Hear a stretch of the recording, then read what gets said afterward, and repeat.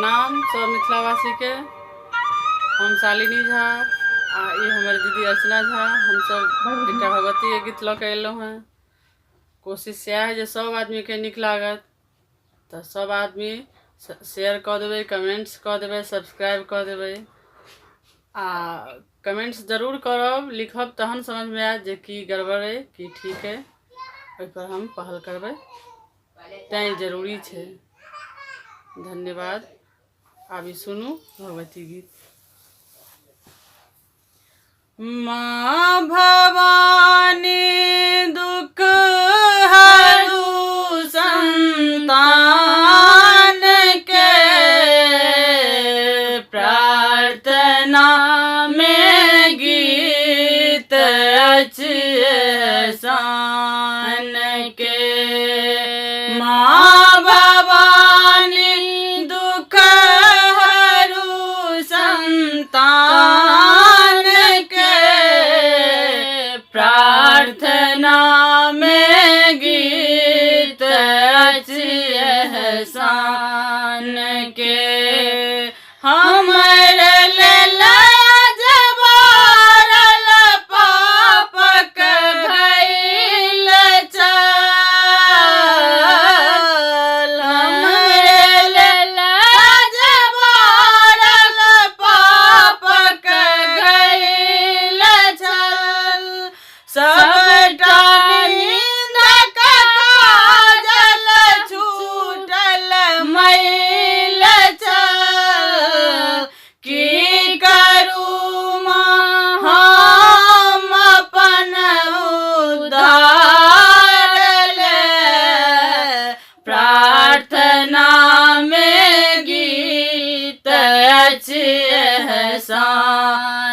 के, प्रार्थना में गीत अचसान के। माँ भवानी दुख हरु संतान के, प्रार्थना में गीत अचसान के। काम क्रोध लोभ सो बनल रही, लोभ मोहक जाल सो पड़ल रही।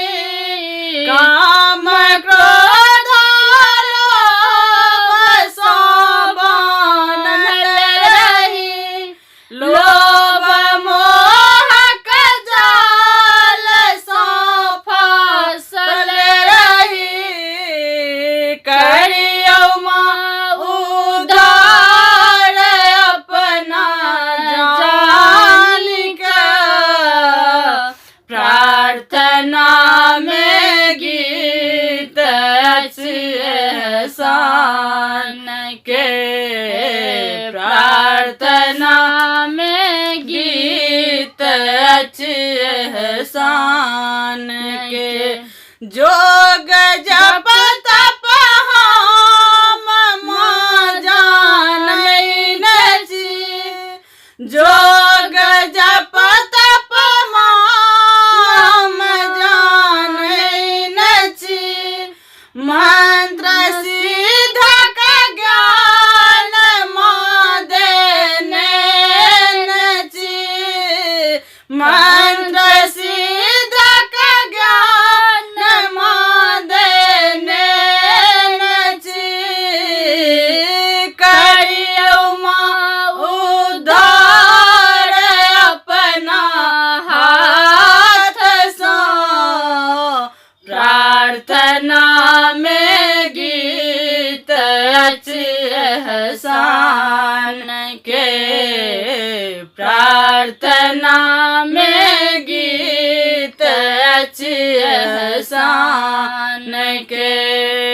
माँ भवानी दुख हरु संतान के, प्रार्थना में गीत अचसान के, प्रार्थना